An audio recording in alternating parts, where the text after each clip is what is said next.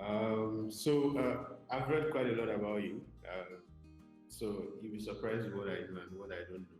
But just tell me what you think I should know about you. Let's start. Aside the fact that you worked at Andela and a couple of other things, what other things do you want to share?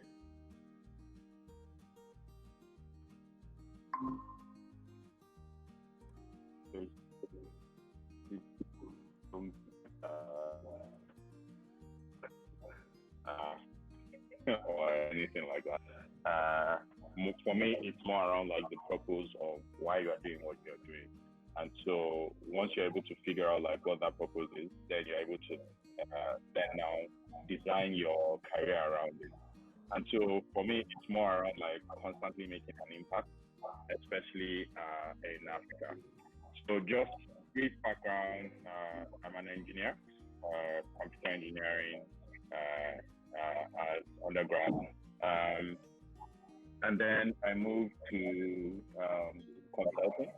My first job was in consulting where I was both HR and strategy consulting to Philips at that point in time. And so imagine being someone who has done engineering and then going into like HR consulting and strategy at that time. And then spent about almost 4 years in consulting, then left and then went to the bank. Was in HR in the bank, and then also worked on like some special projects team for like a year in the bank. I spent about 2.5 years in the bank before I finally ended up at talent acquisition in the bank. And then that was when the opportunity for like Andela came about. I remember then Andela was trying to hire what would be its first community manager, and none of us knew what the role was going to be like or what the role was going to look like.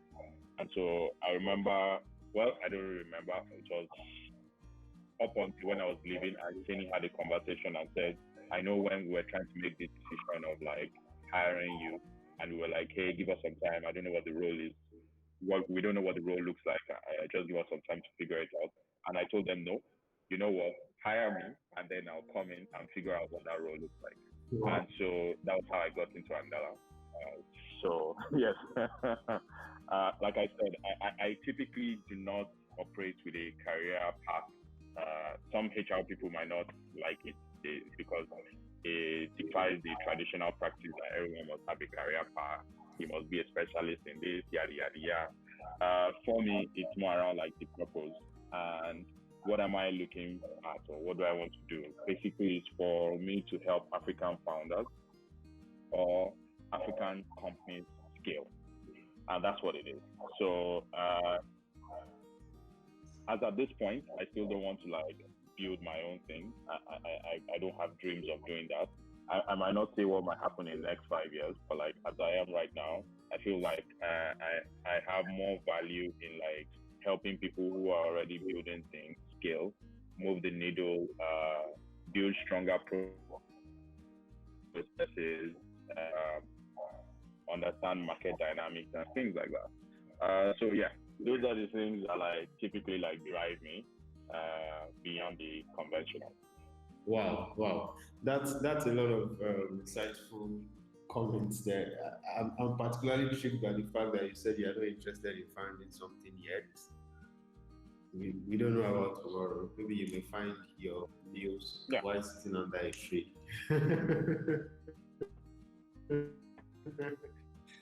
Okay, yeah.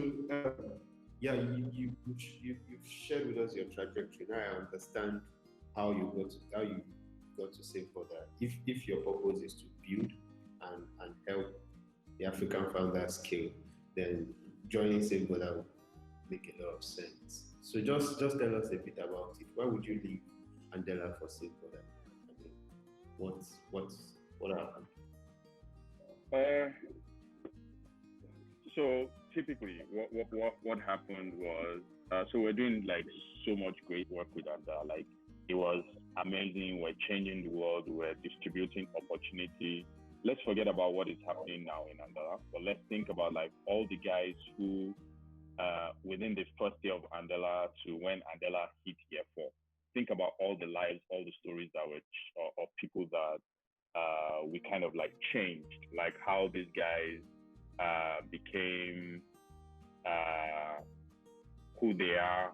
Can you guys hear me? Yeah, we can.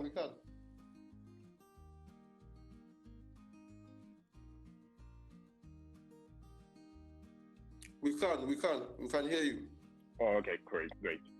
So like, you think about like all these guys, who they are, how many of their stories were changed. Like I remember the story of the developer who they didn't have light in their area, and so he went to complete his home study assessment in the viewing center, and he got into Andela. Like there's so many stories that no one will come out to say at that point. And so for me, it was all well and good. But then when by like the second year I was in Andela, I started to see a trend. So these guys were here. They've gotten the skill set. They've worked with international partners. It became somehow for many of them to come back and leave Andela and then work with local startups. So many reasons. I think there are a lot of startups that are doing great and amazing things in the ecosystem right now. But then for many of those guys, their taste, their appetite, everything had increased. And so I realized that as the talent pool was scaling, the local startup ecosystem wasn't scaling as much. Like people weren't building as many businesses that would be perceived as international as many of these talents would look at. And so everything has to balance. And so that was part of the tipping point for me to move from the talent side to more of the business side. How do you build sustainable businesses, or how do you help people scale sustainable businesses? And so I had two options. One was to leave and build an idea that I had with a couple of other people, or the other one was to find a job. And like I said, like I had never been in that headspace of like building, owning, and finding and starting up my own thing. And so what I just did was I did the next best thing, which was to find a job whereby I had the ability to like control, okay, what happened, to determine, to be like a key decision maker. And so that was how the Safeboda opportunity like came. As at the time before I was joining Safeboda, I think there were like 3 opportunities. But Safeboda was the one who gave me the closest in like doing what I wanted to do. Oh, great. Sorry, I had to switch networks. Okay, good. Yeah. So shortly after you joined Safeboda, I mean, announced that they were going to launch in Nigeria. Yep. But if you look at that period when the announcement was made and when you eventually launched, there was a bit of space. What exactly happened? I mean, but first, before we go to that, what did you guys see? I'm sure you saw some prospects in Nigeria. That was why Safeboda thought of launching here. What are those prospects, and why did it take a while to launch? So yes, we saw prospects. For one, the sheer amount of people who use Okada in Nigeria on its own. Like you go to almost every city, there is an Okada-based, heavy Okada presence there. And those are some of the ingredients that you kind of need for you to like be successful as a two-wheel ride-hailing company at that. And so the opportunity was there, we saw it. And so that was it. When people then now say, oh, we decided we wanted to expand and it took a while. So for the first 8 months of my job was more or less like what you typically have an expansion person do, which was, I was hired as country head, but then what my role looked like for that 8 months was more or less like what expansion was. We had no company, we had no entity. So first of all, we had to set up the entity as well. So like business registration, business operating licenses, everything, set up a bank account, and basically build from scratch. I remember like having, before like having the entity, we had times whereby we'll incur costs, keep the receipts. At the end of the month, we retire and then get paid back the money because there was like no entity. There was no entity here, and so it was just building from ground up at that. And so after building from ground up, then we needed to figure out like the market entry strategy and things like that. And then we sensed the curveball Lagos was going to throw. And this was after putting in like a few months of work in like building that strategy, understanding it, checking out office space, even hiring hiring employees too as well. We had like 3 people on the team at that point. Initially, we started out working from my sitting room, and then we moved out from my sitting room to like So Fresh in Yaba or Cafe Neo. And so we're there now building like out the strategy, building out like, okay, what the go-to-market will look like and things like that. And then also like talking to the Okada guys in Lagos just to understand their pain points and their issues. And then that was when the whole what's his name came in. Banned by Lagos State. Yes. No, okay, so that was when Sanwo-Olu came in. And so moving from like what Ambode was to what Sanwo-Olu was, in a few months after Sanwo-Olu came in, we started to see where Lagos was positioning on Okadas. And so we started to actively engage them just to get a feel and sense of the room. And we figured that, you know what, this was going to end badly. And so we were caught up in a tipping point or a decision point whereby we needed to figure out, should we pull out of Nigeria? And that was like a very honest conversation like I had with like the higher ups to say, hey, it's still not too late to say, you know what, we made a mistake. We're putting our plans for Nigeria on hold, and then we'll figure out the next steps. And then it won't necessarily hurt anything at that point. That would mean I would also be out of a job, back into the job market. But like at the end of the day, we needed to have that commitment if we were going to build anything solid and anything successful in Nigeria. And so those were the conversations that we were having.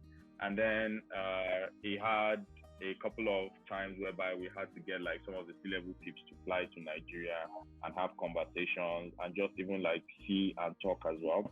And then while we were still trying to figure out and make the decision on like whether Lagos or no Lagos, should we push it? Should we go into like the asset financing play too as well, which we had no experience in and had no knowledge in too as well. Should we find the right partners to work in? Between myself and the VP of expansion, we said, you know what, let's just try and check some secondary cities. So he was particular about Ogun State, particular about Ota because proximity to Lagos. So we start off in Ota and then just somewhat spread into Lagos. I was a bit particular about Ibadan, to be precise, because I spent some time up here growing up as a kid and things like that. And so we went to check both locations out. We went to Ogun State, Ota. It looked good. Everything was right too as well. Proximity to Lagos, earning power, consumer appetite for Okada usage, like all those things were good. And then we came up to Ibadan too as well. And then we looked at Ibadan and it was the same too as well. But then what was different from Ibadan from Ogun State was we realized that like with Ota, you have more people working in Lagos and just coming to live and exist in Ota versus Ibadan, where the money was being made in Ibadan and was spent in Ibadan. And so that informed our decision. And then we started like an extensive market research in Ibadan. This had me like taking Okada rides from around the city, myself and the expansion manager, Zach, at that point in time. He's the Oibo man that almost all the Okada men, in Ibadan. No, like they kind of like know him. And then we were taking rides across the city, talking to Okada men, eating with them, just living like them for like an extended 2 months plus period, talking to them, building a list of drivers, understanding their pain points, while also watching like what the competitor in the market was doing too as well, and figuring out, okay, what our best strategy would be at that point. And so when we were done, we created the plan, the strategy, designed everything that was needed. And then what we then now needed to do was to hire the team. And so we got an office. Then we kind of like started to recruit for different roles. After recruiting them, you had to onboard the guys. After onboarding many of the guys, getting them to build their own mini plan based on like the overall plan that we had created. And then yeah, that's what led us to like the March launch. Yeah. Okay. So far, did Ibadan meet your expectations? In terms of. So Ibadan has surpassed our expectations. Yeah. Actually. So they even made it actually surpassed our expectation. It's been a very great market. It's been a very great city. We were, as we are now, we are a bit far along the roadmap of what Ibadan was going to be. Like we're further down that point at this point. And so yes, it was exciting, or it is exciting. Great. So let's talk about the challenges in Ibadan. Just share with us. I said let's talk about the challenges. Yeah, I heard you. Let's talk about the few. I mean the top ones, and what are the things you've done differently? Like what have been your learning points, the changes you've made in the team? Okay. So some of the challenges that we initially had was getting the drivers to believe in the system. Yes, they had like experience in like running this system before, but then prior to that, with like an existing competitor, there was like so much mistrust. Drivers had angrily left the platform. If you were really following the story at that point in time, you find out that there was a very sharp rise and a very quick decline towards that. And so going back to build that trust with the community too, going back to like growing yourself, be part of them, it was a challenge too as well.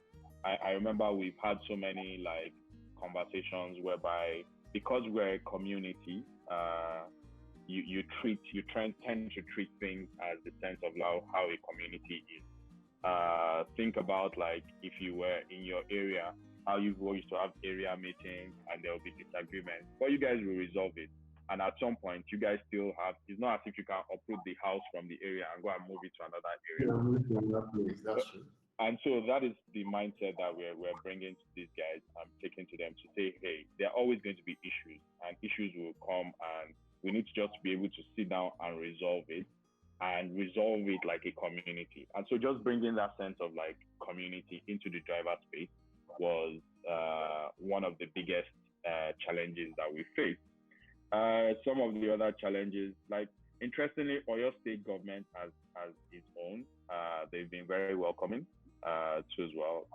So like we've had like go ahead of like, hey, go and do your own thing. We are not going to disturb you, provided you follow certain guidelines. We'll be coming at some point to regulate the sector, but not similar to how Lagos regulated the sector by kicking everyone out too as well. And so we've been actively engaging the state government on that bit too as well, and saying, oh, here are some of the ideas you think you should be nice. And also when they want to do certain things, they ask, oh, do you think this makes sense? And then we just have like those kind of conversations. So they're good. But then it's still what it is in like Nigeria, whereby the head wants to do something right, but then to get the body to move to do the right thing is there. You still have some level of like pockets of spaces of rent seeking too as well, and some places of like dealing with like issues. For example, so Oyo State government said the park manager should be collecting tickets revenue from Monday to Friday. within some of the park managers for them to be able to meet their revenue quota, and whether or not it's like some of the money they want to skim off, they've tried to start pushing Saturday into the mix too as well. And so it's one thing where the government has said, this is what you need to do. It's another thing where the people who are supposed to do it start to do a different thing. And so those things are challenges too as well. And then you need to now either start having conversations or calling higher ups to be able to like resolve and sort this thing out too as well. And so I think it's just a factor of how Nigeria is designed to say that people will keep creating bottlenecks in processes so that they can actually secret for you to, they become gatekeepers. And so those gatekeeping challenges are some of the challenges that we're facing at the moment right now. Yeah, that's about it. Okay, great. So any challenge with competition? Because I know you're not like the first movers in Ibadan. I visited Ibadan quite a couple of months before you launched, and I was seeing OP everywhere. And, so did you? How were you able to get people to switch some sort of allegiance, or was it an open market when you got it? First of all, the first thing that we do is we have 6 years experience in this. It might not necessarily be in Nigeria, but like experience tells. So some of the issues that competitors have had, we have had those issues in our previous market. We figured out how to like deal with those issues, and we figured out how to like jump that curve. And so that is what it is, and is where we are as a business. And so it was able for us to do those things. To be honest, I don't necessarily see us as competition. Like, so people put us in that space and say, oh, you guys are competitors and everything. But I'm like, provided that every time you go out on the road, you see more informal Okadas than the Max, the Go-Kadas, the Safebodas, the Opes, those are not your competitors. Like, those are not, it's not your competitor. In a market whereby in Ibadan, we'll say we have about, I would say 80,000 active Okada riders in Ibadan. And we are not up to 1/10 of that number. Wow. So that is not your competition. Like, that is not if all of you together cannot put together and get 10,000 riders, that is not your competition. Like, you are not competing with each other. You are competing with the other guy. And until ride-hailing services become cheaper, and you are able to move the drivers from a per trip any mindset to a per day any mindset, to say, I'm flipping the market on its head. You will be cheaper than the normal Okada, but at the end of the day, when you look at how much you've made, you're satisfied with your per day earning. And so those are some of the things that on the driver education side that is still so much work to do. And it's not, and you don't change that mindset by coming in to splash cash on it and to show them that, oh, look, you're making so much money at the end of the day without being sustainable about it. And so, because what will happen is you create a false mindset and a false sense of like earning, and then the driver's appetite increases based on that. And then when you start to claw back all your bonuses, discounts, and everything, then what happens is you have a disgruntled driver who churns and says, oh, this thing is not lucrative for me anymore. You still work within the fines and the space of the average money that a driver earns. But what you should be able to do is you should be able to increase that amount of money by X percentage, not by either tripling the money and doubling the money, whereby the market reality shows that the rider, regardless of how efficient, how hardworking he is, he cannot make that. And then the other part about it is the other verticals too as well. And so how do you introduce all the other verticals that improves the rider's utilization? Because if you think about how people move, you see a trend. So many people are moving in the morning, and so you have so many rides in the morning. Then it dips. Then you have a few rides during the day, and then in the night, so many rides. So you have hours where drivers are underutilized. So how do you build to a point whereby drivers are doing other things that improves their utilization, because at the end of the day, it's not about trip earning, it is per day earning. What did I make at the end of the day? So if the guy is carrying passengers in the morning, in the afternoon he's delivering food for lunches in the office, things like that. He's doing courier logistics services. In the evening, he's taking passengers too as well. So by the time he looks at his 8-10 hours a day, for instance, now we have the average driver being online for about 9 hours a day on our platform. By the time you look at that 9 hours a day, you see that his utilization spikes in the morning and then maintains during the day through all the other verticals. And then in the evening, there's an additional spike because people are then now like going home. Yeah, that's okay. So I know this general belief that you get the best talent in Lagos. Yeah. How easy was it for you to get like the good hands to come work with you? But how did you do that? So it was kind of easy. You'll be amazed by how much talent is tired of Lagos and the Lagos stress. And Wow. so also, like when you think about, like for me, I would start advocating for more tech companies to look outside Lagos. Like for instance, I don't see why any of the wealth startups should be having their core operations in Lagos, because like you take for instance, you pay someone 400,000 in Lagos, he's struggling, but you pay someone 400,000 anywhere outside Port Harcourt and Abuja, and they are living a very good life, or they are living a very decent life too as well. And so it was kind of easy getting like the more senior guys to move down to Ibadan, because like it's an easier way of life. Interestingly, our head of marketing had always lived in Ibadan, and so it was easy for you to get him in Ibadan too as well. And then I would say about 70% of the team is from Ibadan too. They lived in Ibadan, and so UI is like the best institution out there. And so you have like a few bunch of people who have graduated who are doing one or two things that you can see that fluid intelligence in them, and you're able to like move them and give them like the different knowledge that you have or require. And so that's what it is. Okay, great. That's so that for me. This is an eye opener. I wouldn't mind maybe one day considering moving the team to Ibadan if there is a need. Great. So let's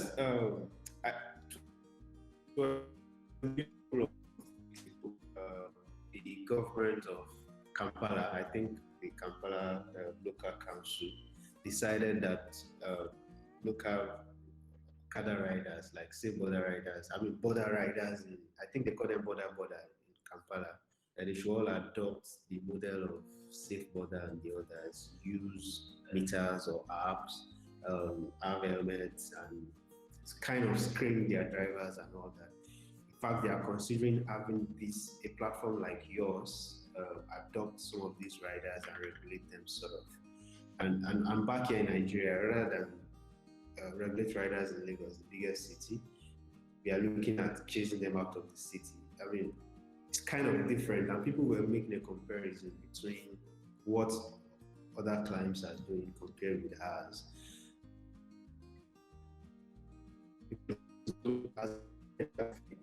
What do you think about regulation, especially of the sector in Nigeria? Is it possible for us to adopt the kind of system that the Kampala Council is looking at, or the Lagos model? Which do you think, or can we come up with a third option apart from this two? So I think it's a fundamental cultural problem with us. We have like a colonialist mindset in that you always want to copy what the first world countries are doing as a third world country with third world problems. And so why is it that Okada companies exist in the first place? It's because there is a use case. it's not like as if there are any Okada companies in the US or in the UK at that. Like if you look at it, or Canada. I remember being in a meeting with a top government official in Lagos, and he said, "Oh, Nigeria wants to be like Canada," and I'm like, "You're still very miles ahead of it, because these guys, they've had almost 200 years of practice of like building their systems, building their structures, and getting to the place. You didn't take any of the places whereby we are similar to, which is Southeast Asia. Like if we are looking at anywhere where Africa models should be modeling against, it's Southeast Asia. But we are trying to model against the US and UK without the infrastructure that the US and UK has. And so when you're trying to do that, look at, for instance, on Lagos now. This would have been the best time for them to have ride-hailing Okadas because of COVID. But now, BRT buses are so expensive. I saw a tweet this morning where someone was saying they paid, instead of the normal 300 they paid 500 naira, and then the buses were still cramped up. Meanwhile, with an Okada, it's a one-on-one service, which is you and the driver one-on-one. Like even if you decide to do bus, that is, and you say it shouldn't be at full capacity or it should be at 60% capacity. The average downfall bus is a 14-seater bus. So even if you are doing that, automatically it means that 7 people are at risk at any given time at a 50% capacity. Versus an Okada, which is like a one-on-one interaction. And if the Okada man has a mask and the driver has a mask and you have an app driving it, you guys don't even need to talk to each other. Like you don't even need to say a word to each other. Then get on the app, the guy shows you he's starting the trip, he starts the trip, you get to your destination, he shows you he's ending the trip, and you know how much that you're supposed to give the guy, whether you're paying through like a wallet service or you're paying through cash too as well. And so because of this copying mindset that we have, we just tend to like copy everything without actually looking at, okay, what are the solutions that solve our own issues at that. We have no train system. We have no, the BRT system is not as, when you look at the population versus the BRT system, it's not as adequate as it should be. And so there are so many of these lapses, and then you come and create these bottlenecks or based on a certain perceived mindset and an idea. And to be honest with you, you look at this political ruling class, they don't live the realities that we live in. Like, they don't live in the realities that we live in. You speak to the guy, or the guy that I remember then, he told me, he was like, what degree do I have? And I told him I had a computer engineering degree, and he says he has a doctorate in transportation and urban planning. So I should shut up because I don't know what I'm saying. And I'm like, okay, that is fine. But when was the last time you actually even got in a bus? Like, when was the last time you got into an Okada, or you got into a Napep, or you decided, you know what, I want to use public transport from Yaba to Onike? Or when was the last time you said, okay, I'm going to use public transport from Yaba to Johnson Street in Yaba, from Yaba bus stop to Johnson Street in Yaba? Like, you've not done things. So when they banned Okada, what happened? People were walking. And people are still walking till now. Like, they're still walking till now because there is no transport service that is, number one, it's not economical for the buses to ply those routes. Because there is the economics of things in when you think about this, like the unit economics that it costs for a bus to go half full or to only have 3 people to go to Johnson Street. And then you've forgotten the fact that people too are in a hurry, so they can't wait to get the bus full too as well. That is the reason why we still have buses that used to pick passengers on the road. They will leave the garage empty and go and be picking passengers on the road because people need to go somewhere in a hurry. And so, yeah, I think that is what our issue is. I think the best way they could have done was figure out how to regulate it, speak to like the parties involved, sit down and create a regulatory framework around it to say, oh, this is what we are going to do. We feel that you guys are dangerous. You feel that this, that. What are your accident stats like? No one asked this question, but they just came and took a blanket cover and banned everything. And you had conversations to say Okada is Okada, whether it is Okada or it is or the fancy Okada or the normal Abuki Okada. But that's not true. Okada is not Okada because the equipment that and the amount of money that those guys invested in buying those Okada, buying those DOT certified helmets too as well, they're not the same thing. It's just like almost saying a Honda and a Rolls Royce are the same thing. Like, come on. Yeah, I get it. Oops, quite a lot. Okay, so let's talk about the future. What role do you see ride-hailing apps, platforms like yours, playing in the future of Africa? Are you going to be here for a while, for long? Is there going to be a pivot? Anything going to change? What's the future plan? Here, when you say here for a while, I mean, so we know Africa is going to change. I mean, generations are changing. The kind of lifestyle we live are changing. Post-COVID, maybe a lot of people will be more sedentary, not going to offices. What do you foresee the future of ride-hailing platforms like yours in Africa? So I don't believe that Africa will change. That is still the same colonialist mindset that we have. Like, we do not have the infrastructure. Have you thought about like the work from home? The work from home experience during this lockdown was terrible. Why? Internet, which was the one thing that you need to have for you to be able to in fact, I'm not sure Smile has recovered from the dragging that they've been dragging them. Smile, Spectranet, and the like have recovered from the dragging they've been dragging them from the work from home. And so far, these infrastructural needs still plague us. Things are not going to change. We probably would learn to live within the means of like all these things too as well. Like we learn to live within those means, but then I don't think things are going to like change the way everybody is saying, oh, the world is going to, like you go to Twitter where not the real Nigerian lives, and you listen to all the things and the ramblings, and you're just like, you guys are so disconnected from reality. Because many of these guys cannot, even the offices that don't even have the infrastructure for them to go and say, taking remote businesses, even the cost of taking your business online is very expensive. Like, many people don't understand it. They say, oh, let's take the business online, we do online. It is so expensive. And so you find out that when businesses start to try it and they're like, the business is online, moment, let's go back. You probably can stay at an SME point online, but the time when you start to grow big, then you now need the structures, especially because of our infrastructural deficit.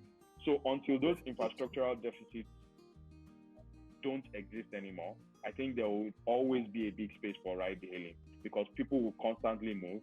Trade is constantly done in an informal way, and even if trade moves online, what then that means is that it moves your Okada business, your ride-hailing companies to do more online businesses too as well. Because think about the cost of delivering goods. If you were going to ever deliver with a car versus delivering an Okada.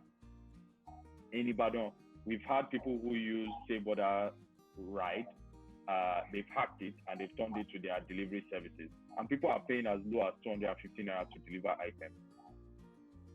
Meanwhile, if you were going to Lagos and you were going to try that with a car service, the least they can charge you is 152,000. Yeah, that's true. So it's just finding ways to move our infrastructure to help us. Yeah, that's very correct. So I'm sure you guys have a lot of exciting plans in store. Can you just share with us some of the exciting things you're working on now and for the future? So now is to continue growing our rides and to continue improving the quality of life management for our drivers because like that is key. Many people think that we have one customer, but we kind of have like two customers. Our two customers, one is the primary customer is the rider, The secondary customer is the customer who the rider interfaces with. And so for us, when you build and improve the quality of life for our rider, then it gets to a point whereby they're able to build a strong army of riders who have the ability to do multiple things. And then there's also dignity in labor too as well. And so that's why we are very, very like strong on some of the things on our branding. If you find our drivers, they're constantly on their helmets.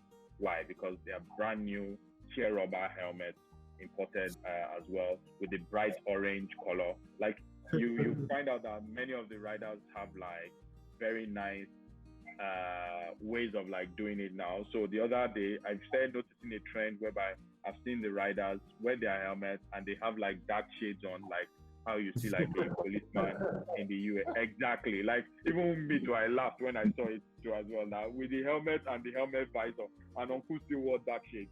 But you can see that is someone who is becoming proud of what he's doing.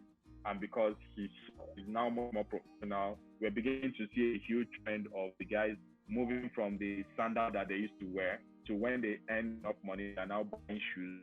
And so yeah, we've seen them come in shoes. There was a rider that for the first 2 months that we had, he was always wearing either slippers or anything like that. And then this month, last month actually, when I got back up to Ibadan, I saw that the guy was in shoes and he was like, Oga, èmi náà ti di professional mo ti di lè máa kó bàtà fẹsẹ̀ slippers. For those that don't understand, it means that I'm now professional. There's no way I can be wearing slippers like the guys in the garage. And so just being able to improve their quality of life management from all the things that they're able to get and building a sense of a community around that too as well. And being able to figure out partners who can build an ecosystem with us around the quality of life management for our drivers. Those are some of the interesting like plans we have. On broader plans, we're not dating from our play in Uganda, which means that other vertical services will come into play. So like at some point we'll start to have shop, food sent to as well on the app. Great. But are you planning to expand to other states apart from Oyo? For now, that is we're still thinking about it. No concrete decision has been made around it. But for us, what we want to be able to do right now is to deepen our regional job and to create that community and that sense of like a service that it is for Oyo. Great. Quite a lot. You've said quite a lot. HK, do you have anything you want to add?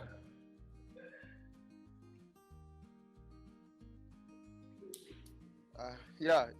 I don't know. Like, there's been a lot of there's been a lot to process, really. Yeah, Julia said. Yeah, and this and it's been very, very exciting. It's been very good. So it's been very good. Can you hear me clearly now? Yeah. Something was wrong with your speaker, but I can hear you now. Yes. It was my earpiece. It has that stuff. It does that stuff. So, okay. So yeah. I say a lot, and it's very, very. It makes a lot of sense. Like, but I have several questions. Like, first, I want to start with you spoke about internet penetration, and we'll still talk about internet savviness of people. Digital savviness of people. So a lot of people have the opinion that Lagos Abuja are the most digitally savvy cities, and that like in Ibadan, it will be hard to find.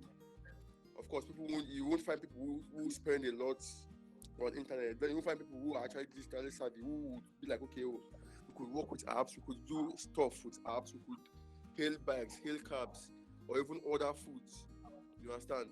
With apps. So how would you rate the digital savviness of the people of Ibadan? Like, probably based on say your number of downloads, the number of of requests that you get, and how people engage with your app. How would you rate the digital savviness of Ibadan people in that regard? Okay, so more like adoption. Yeah. So I think adoption is good. we've not pushed out any marketing, and we've surpassed some of our targets that we've done. So that for us, that was really the holy grail. And like, if you've not spent, I think we've only spent about $200 or $300 on marketing since we've been here. We've been like very creative about like the way we've done some of the things that we've done, and we've kind of like surpassed the targets that we have and we've set for ourselves, to the point whereby even as high up are looking and they're like, okay, what is going on in Ibadan? And so one thing that I think people make the mistake for is that the largest number of research papers in West Africa comes from Ibadan. And so that just shows you that just shows you the height of how much of an educational city it is. And so you speak to the drivers and you see the level at which these guys understand digital products and services, how they are able to navigate it. There's still some niggling issues too as well. But then people are able to like use the service, like once they have a smartphone. And so maybe the first thing about it is, let's even figure out how many people have smartphones. But once people have smartphones, we found out that it's easy for them to use the service. It's easy for them to get the app, for them to download it and use the service too as well. Oh, okay. That's cool. That's cool. There's something else I would like to find out. You know, I would really like to find out, because it's like it's kind of I don't know if I would say it's personal kind of to me. Like so, you know, like when I read the story of the Ugandan authorities in Kampala looking to mandate, you understand, to mandate border drivers there, you know, to onboard into e-hailing apps. You understand, with you know, like it tells me that this is a city, or these are people who are trying to move into the future. You understand that like they're trying to embrace tech, trying to leave the old ways of doing things, and of course embrace the easier and more efficient way, which is what tech gives to us. Like, but sincerely, because you know, I like having this matter of fact talks. Like, sincerely, do you see like this is? Do you see a future where this is remotely possible in Ibadan or even Lagos? Because of course, like things change. I think a city or a state is as strong as its ability to be flexible. So in the future, you might say, okay, Lagos could come back into the fold. But then, do you see it like remotely? Do you genuinely see it as being a possibility that one day we would have a situation where every bike or everyone would have to order for bikes with using their apps, like from the comfort of their homes? Like, is it for it to be a thing? Do you see so it might not necessarily be about ordering bikes using their apps. So let's also remember that these guys are third-party contractors, and so all we own is the platform. We do not own a single bike. All we own, apart from Zach, who has his own personal bike, but like, yeah, we don't own a single bike. But like, all we own is the platform. And so these guys are third-party contractors, which means they still have work that they do offline, even when they don't have anybody hailing them on the app. But then think about it is that the person who is taking that offline trip still also has the same service that they get if they were using the app online, apart from maybe the negotiation part on the price and things like that. But like, it's still the same rider with the helmet who's been taught the same way on like safe riding, who has a passenger helmet that he still offers to the passenger who is his offline trip, and with a hairnet too as well. And so for me, if you are talking about regulation, that should be regulation. It should be about it shouldn't be about the platform in itself, but it should be about what the quality of the Okada riders would be if the sector is being regulated. Would we now move into a world whereby every Okada rider has helmets? And they are either identifiable by some party or the other. Like, these are some of the things that the union should have been. Like, the union should have been able to have Okada riders with helmets, with union numbers that are tracked and all those things. That is regulation in the sense of it. But like, yeah. I think they've spent more time rent seeking than actually like regulating and helping the guys who they are collecting ticket money and association money from too as well. And so that is what it is. So it's not necessarily that if they are other one platform, everybody needs to use the service on their app. It's just that every driver is being identified, every driver is trackable, and then not only the driver being trackable, even if the driver is doing an offline service, it's still almost the same quality of service that they will give the passenger on offline. Yeah. Okay. Yeah. That makes a lot of sense. So, one last question, please. We actually did a story sometime on OP when they were still in Lagos about how their pricing mechanisms, how they actually kind of shortchange their riders, so to say, with their pricing mechanism and the way which they conduct the business. So, like, I want to ask, what is the pricing like? What is Safeboda's pricing like? What are the pricing mechanisms? How do you charge the riders, and for what do you charge them? Like the helmets, do you charge them for helmets? Do you charge them for what if a rider decides that he doesn't want to belong on the platform anymore? What does he have to do? He returns the helmet. Yeah. So we don't charge for helmets. Okay. The helmets are like acquisition, although the helmets cost us like a whole lot of money, but the helmets are like an acquisition cost too as well. We charge the riders a percentage off every trip as the cost for like equipment too as well. And so for our pricing, it's very transparent with the riders. So like on their training and onboarding, we operate a minimum fare charge. We have a base fare, minimum fare charge. We do per minute and per kilometer charge too as well. And so all the fare prices are shown, or the different variables that come to become the fare price is shown. And so the driver has the ability to calculate it himself, even if he doesn't agree with whatever is seen on the app too as well. And so it's transparent like that as well. Oh, okay. That's cool. Like I said, we have 6 years of experience of doing these things. And so some of the pitfalls that we've experienced in the past, we've been able to scale those hurdles. So we are dealing with much more complex problems than transparency. Like driver earnings is not one issue that we've dealt with, because like the drivers have the ability to calculate their earnings and they feel that the price is fair. They're even telling us that we shouldn't change the price, that customers like the price. But yeah. the drivers the same thing. All right. So thank you for your time. For me, really been helpful. Clarified a couple of things about your operations and we've learned more about what you do.